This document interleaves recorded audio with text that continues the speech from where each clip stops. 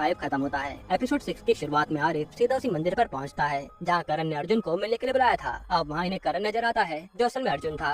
आरिफ वहां आकर कहता है कि तू तो कह रहा था कि अर्जुन से तेरी 2 साल से बात नहीं हुई, तो तू अर्जुन की गर्लफ्रेंड किकी से बात क्यों कर रहा था? जिस पर अर्जुन कहता है कि मैं एक पुलिस वाला हूँ, मुझे सब पर नजर रखनी पड़ती है। फिर वो आरिफ को वही स्केच दिखाता है कि मेरे इन्फॉर्मर ने इस आदमी के बारे में बताया है कि इसका आनंद मिश्रा मर्डर केस से कुछ लेना देना है, इसलिए तुम इसका पता लगाओ। तब आरिफ कहता है कि मुझे तेरे ऊपर भरोसा नहीं है। तो अर्जुन उसे उसका रिकॉर्डर दिखाता है जो आरिफ ने उसके घर पर छोड़ दिया था। यानी अर्जुन ने करण बनकर झूठा कॉल किया ताकि वो आरिफ को यहाँ बुला सके। फिर वो कहता है कि मैं चाहता तो तुम्हारी कंप्लेन तुम्हारे सीनियर को कर सकता था मेरे घर में ये बग लगाने के लिए, लेकिन मैं भी सच ढूंढना चाहता हूँ, इसलिए भरोसा कर सकते हो। तब आरिफ भी अर्जुन की बात मान लेता है। इधर थाने में कस्बे का वकील हंगामा मचा देता है कि हमारा माल ट्रक से गायब है, जिसे वहाँ आकर देविका शांत कराती है और वो गुस्से में धमकी देकर चले जाता है कि अब मैं तुम्हें कोर्ट में ही देखूंगा। फिर देविका भी टेंशन में आ जाती है कि मेरे अंडर सीज किया गया माल आखिर गायब कहाँ हो गया। तभी देविका पर किसी का कॉल आता है और वो जल्दी से वहाँ से निकल जाती है। वहीं हम देख पाते हैं कि देविका पर बाला नजर रख रहा है। इधर किकी एक जगह पहुंचकर अर्जुन को कॉल करती है कि मुझसे तो मिलने आ। तो अर्जुन उससे मिलने ही जा रहा होता है, लेकिन तभी अर्जुन पर किसी का कॉल आता है और वो भी किकी के पास न जाकर कहीं और ही चले जाता है। इसके बाद हम देखते हैं कि अर्जुन तो अपने घर आया है और देविका भी वहाँ मौजूद है। असल में इन दोनों के साथ इनकी बेटी ने प्रैंक किया था क्योंकि आज करण और देविका की एनिवर्सरी है। तब देविका कहते हैं कि चलो आज बाहर डिनर पर चलते हैं और अर्जुन भी मान जाता है। फिर जब ये सब तैयार होकर जा रहे होते हैं तो अर्जुन देविका को देखता ही रह जाता है क्योंकि वो बहुत ही अच्छी लग रही थी। अभी अर्जुन देविका से अट्रैक्ट तो हो गया था, पर वो अपने आप को समझाता है कि नहीं, मैं ऐसा नहीं कर सकता।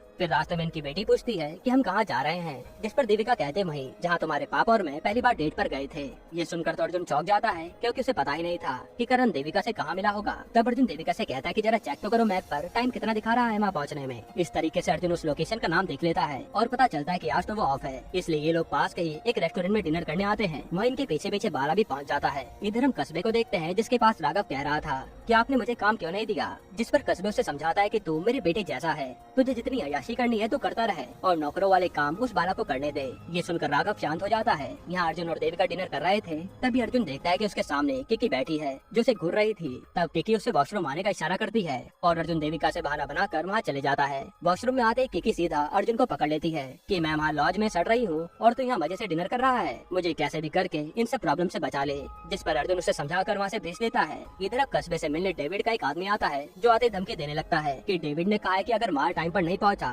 तो इसी बंदूक से तेरी खोपड़ी उड़ा दूं।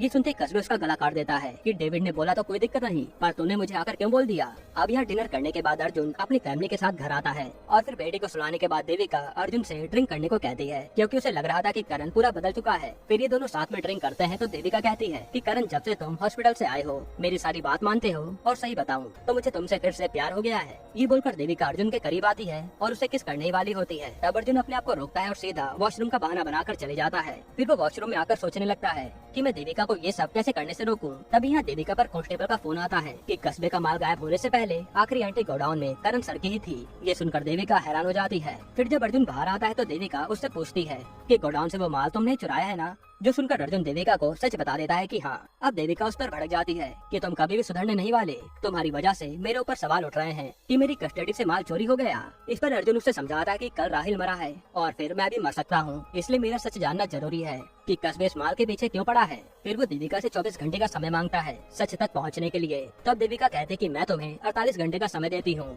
फिर वो माल मुझे वापस चाहिए और अर्जुन भी मान जाता है। इधर हम CIB ऑफिस में देखते हैं कि आरिफ का आदमी जो आनंद मिश्रा के हार्ड ड्राइव करने में लगा हुआ था वो उसे क्रैक कर लेता है। ये देखकर वो तुरंत आरिफ को बुलाता है। इधर अर्जुन जेल में सीधा कस्बे से मिलने आता है और उसे उकसाने लगता है ताकि कस्बे गुस्से में बता दे कि ट्रक का माल उसके लिए इतना जरूरी क्यों है। वहीं आरिफ जब हार्ड ड्राइव में आनंद मिश्रा की वीडियो देखता है तो उसमें आनंद मिश्रा बता रहा था कि कुछ लोग अपने फायदे के लिए कई सारे जानवरों को मार डालते हैं, जैसे हाथी, शेर, हिरन वगैरह, और उन जानवरों की चमड़ी से लेकर दांत तक सब स्मगल किया जाता है, जिसका मास्टरमाइंड है कस्बे और वो जेल में बैठकर ही ये गिरोह चला रहा है, जिसमें उसका साथ उसका भांजा राघव देता है। साथ ही इसमें दुबई का एक ब्रोकर डेविड भी शामिल है जिसे आज तक किसी ने नहीं देखा। वो कस्बे की डील सीधा चीनी लोगों से करवाता है और पैसों का लेन देन भी देश के बाहर ही निपटा देता है, इसलिए कस्बे आराम से माल स्मगल कर पाता है। साथ ही इन सब में कस्बे के साथ मिनिस्टर भंडारी भी शामिल है जो उसे कुछ भी होने नहीं देता। वहीं कस्बे के साथ पुलिस वाले भी मिले हुए हैं जिनके नाम है राहिल खान, कमिश्नर जाधव और करण नायक। अब करण नायक का नाम सुन के आरिफ खान के होश उड़ जाते हैं कि ये भी मिला हुआ है। वहीं अर्जुन के सामने कस्बे हाथ बढ़ाता है